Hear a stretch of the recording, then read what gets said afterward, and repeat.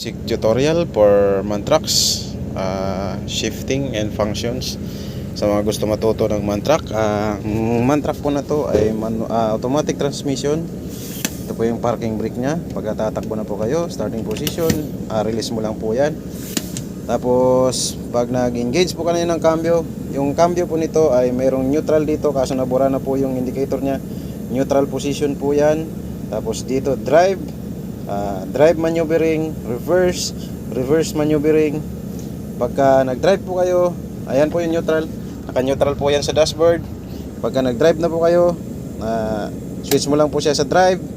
Ang starting po yan na cambio kaagad is 3 po yan, tuloy-tuloy na po yan, automatic transmission po to.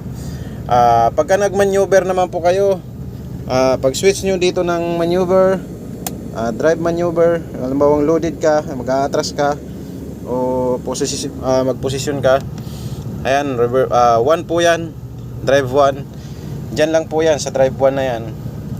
Pagka gagamitin mo, lalo na po loaded, pagka nasa highway po kayo, automatic 3 agad ang cambio po niyan. Tapos pag gusto mo po mag-manual, ito yung manual mo lang po yan, paangat po yan, iangat mo lang, magbabago po yung cambio doon, nakakwarta agad yan. Pwede rin po siyang manual, ganun po ang kagandahan sa man, pwede mo siyang i-manual. Pwedeng automatic na para wala ka ng hassle. Tapos pagka nagbawas ka ng cambio, baba mo lang po, ibaba mo lang yan, pitikin mo lang pababa, pababa po yan, naka-tres. Tapos pag gusto mo i-off yung manual mode, press mo lang to. Pag press po niyan, lalabas po yung A doon, automatic, bumalik na po yan sa automatic.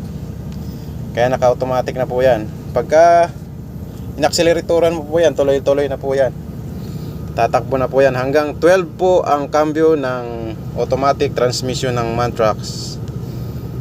Ganun lang po kasimple. Ganyan po yung dashboard ng Mantrax.